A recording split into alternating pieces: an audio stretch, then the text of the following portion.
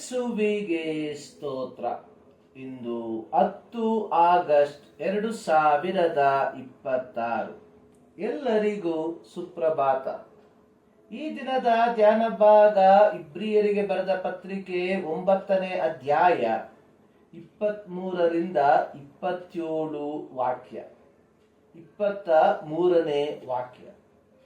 ಪರಲೋಕ ವಸ್ತುಗಳಿಗೆ ಪ್ರತಿರೂಪವಾಗಿರುವ ವಸ್ತುಗಳ ಶುದ್ಧೀಕರಣಕ್ಕಾಗಿ ಇಂಥ ಯಜ್ಞಗಳು ಅವಶ್ಯವಾದರೂ ಸಾಕ್ಷಾತ್ ಪರಲೋಕದವುಗಳಿಗೆ ಇವುಗಳಿಗಿಂತ ಉತ್ತಮವಾದ ಯಜ್ಞಗಳು ಬೇಕು.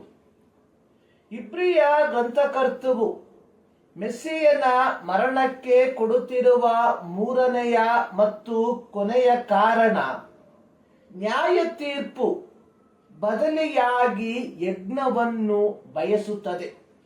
ಯೆಹೋವನು ತೋರಿಸಿದ ಮೇರೆಗೆ ನಿರ್ಮಿಸಿದಂತಹ ದೇವದರ್ಶನ ಗುಡಾರಗಳಿಗೆ ಹಾಗೂ ಅವುಗಳ ಪರಿಕರಗಳ ಶುದ್ಧೀಕರಣಕ್ಕೆ ಹೋತಗಳ ಮತ್ತು ಹೋರಿಕರಗಳ ರಕ್ತವು ಸಾಕಾಗಿತ್ತು.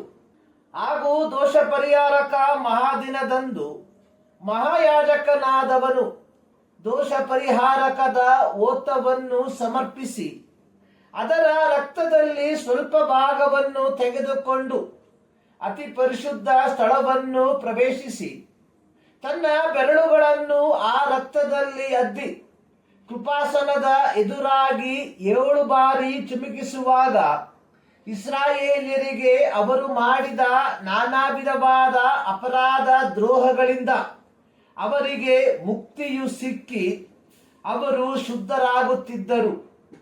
ಈ ಒಂದು ಪರಿಪಾಠವು ಪ್ರತಿ ವರ್ಷವೂ ಚಾಚು ತಪ್ಪದೆ ನಡೆಯುವಂತದ್ದಾಗಿತ್ತು.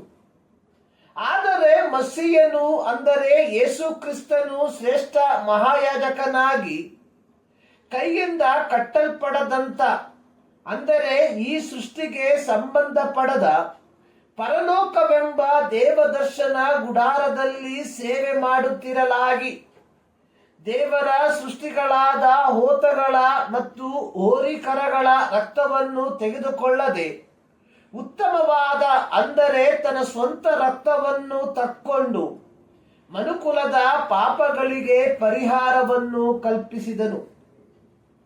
ಯೇಸು ಕ್ರಿಸ್ತನು ಪ್ರವೇಶಿಸಿದ್ದು ಮನುಷ್ಯ ನಿರ್ಮಿತವಾದ ದೇವಾಲಯದೊಳಗೆ ಅಲ್ಲ, ಬದಲಿಗೆ ಪರಲೋಕದಲ್ಲಿ ತಂದೆಯ ಬಲಭಾಗದಲ್ಲಿ. ಯೇಸು ಕ್ರಿಸ್ತನ ಶಿಲುಬೆಯ ಮರಣದೊಂದಿಗೆ ಮನುಷ್ಯ ನಿರ್ಮಿತ ದೇವಾಲಯಕ್ಕೆ ಪ್ರಸಕ್ತಿ ಇಲ್ಲದೆ ಹೋಯಿತು.